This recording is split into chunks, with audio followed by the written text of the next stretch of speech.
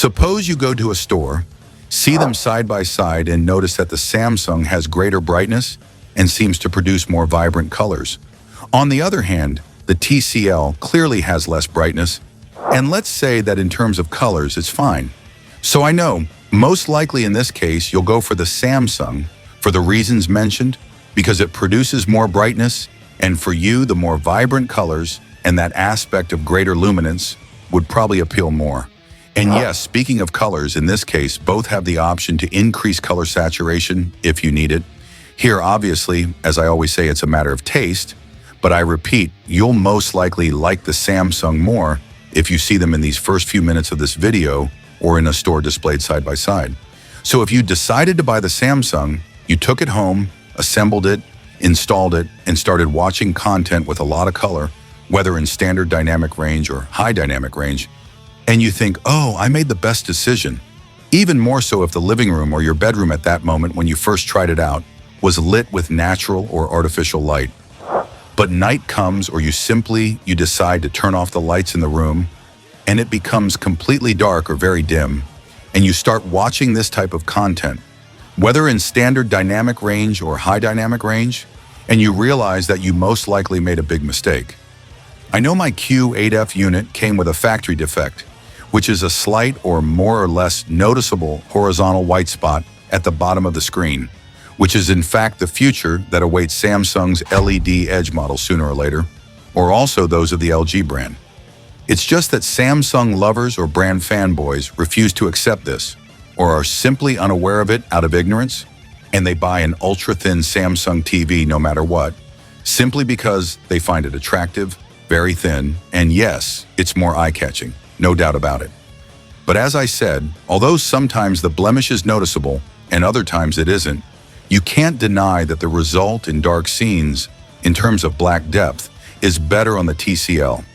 But as I said, if you're a Samsung lover, your brain is programmed to tell you that the result looks better on the Q8F. So remember not to be guided solely by the images you see displayed on a TV in a store. First, because the store is usually very bright. Second, brands typically adjust the picture mode to generate the most brightness and the greatest color saturation to entice the user. And as I said, if you see both side by side displayed in a store, in terms of brightness and colors, the Samsung is obviously going to win. There's no doubt about that. Although I know it's always a matter of personal perception, I think most users would agree with me that the Samsung would take the victory in this area of greater luminance and vibrant colors. But keep this result in mind, although if it's not important to you, or you simply know that you'll never use it to watch that type of content, or at least you won't watch it in a completely dark room, then the Samsung is probably a better fit for you. But I really wouldn't recommend it because the Edge LED backlighting tends to overheat at the bottom of the screen, hence the stain I showed you on my unit, which of course is a warranty defect. I filed a claim and returned the unit, and much later they gave me another one. But I sold it and didn't get a chance to record it. But you know that's very likely the future of Edge LEDs in the medium to long term, so I really wouldn't recommend it, even though it looks ultra thin and very nice in the store. I would say that the P8K's direct LED backlighting is more reliable, even though it doesn't have local dimming, that is, even though it's a basic or conventional direct LED. Speaking of image upscaling, don't be dazzled or fooled by what the salespeople of each brand might promise you about any type of content, regardless of the base resolution, being displayed in 4K, because that's never going to happen. The image upscaling on both TVS is actually quite good, very similar, but nothing spectacular. In other words, if the content has a low resolution, they'll try to show you the smoothest possible image with the fewest pixelated areas, but it won't be displayed in 4K, remember that. Motion handling, the result, is very similar, but I must say that in some cases, thanks to the dynamic acceleration of the P8K, the smoothness you perceive is slightly better, and the artifacts or distortions you might notice on both models are very minimal. I don't find them annoying or distracting, but I can tell you that the result is a bit better on the TCL, although on the Samsung it's not bad and may be sufficient for some users, for example, when watching action movies or, for example, sports. The viewing angles on both models are simply terrible, Although TCL claims that the P8K has an HVA panel, the pixel configuration remains the same, VA, that is, with vertical alignment. The result is very similar between both. It's not the best, but that's normal because they have VA panels. Keep that in mind.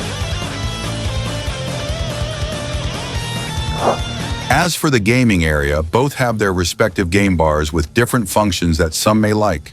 Others may not like so much.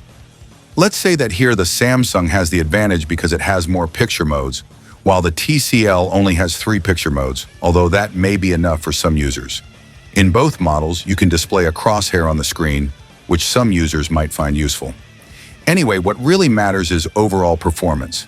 It's true that in some countries there seems to be a version of the Q8F that supports 120 Hz in 4K, and I believe also 144 Hz in 4K across all available sizes.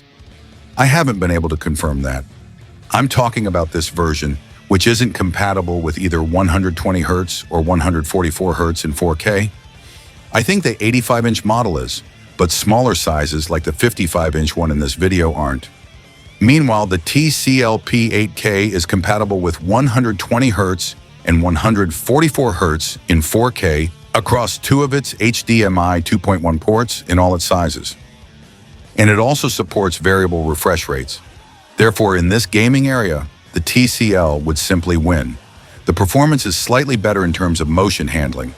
It's not a huge difference, but it's noticeable, especially if you're playing in 4K at 120 Hz or 4K at 144 Hz on a gaming PC with a powerful graphics card. However, the difference in brightness and color accuracy clearly remains in favor of the Samsung. Speaking of their smart features, these are their remote controls. Personally, I've always said I prefer the Samsungs because it's smaller, more ergonomic, and can be charged via solar panel or USB Type-C port. It has a better button layout, fewer buttons, but enough for everything. The TCL's remote isn't bad though, but the advantage lies in the operating system.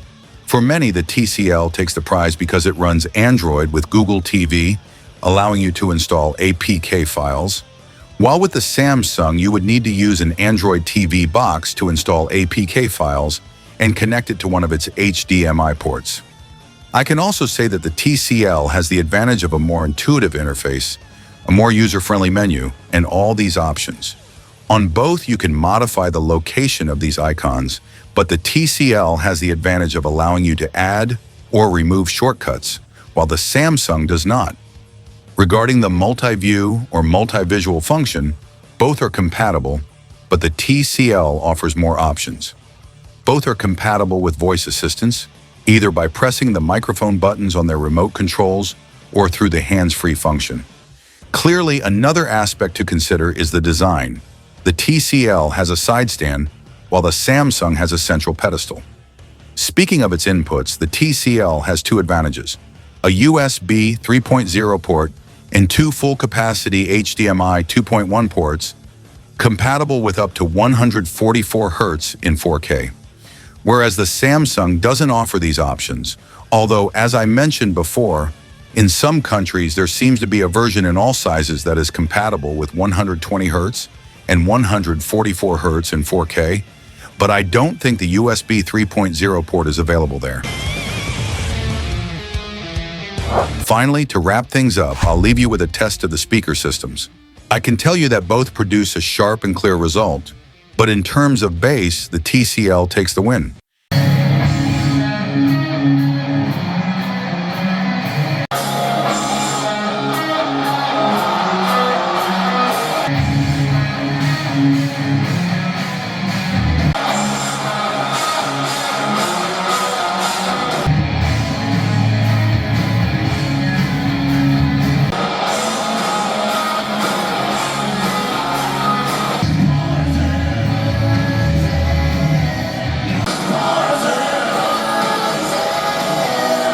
And well, I forgot to mention that the TCL is compatible with Dolby Vision, while the Samsung isn't.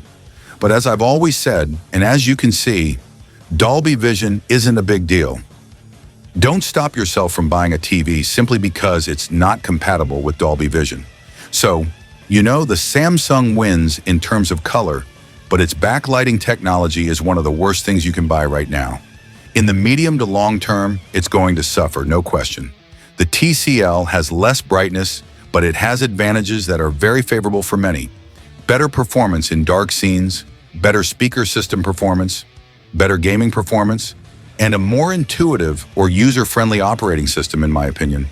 But please, what do you think? Which TV would you buy? And why?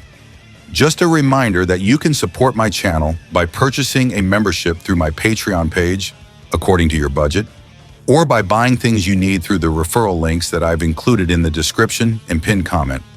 All of this would help me tremendously to continue creating content.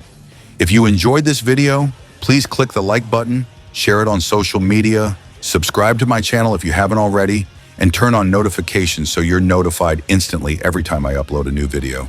Thank you so much for watching, and see you next time.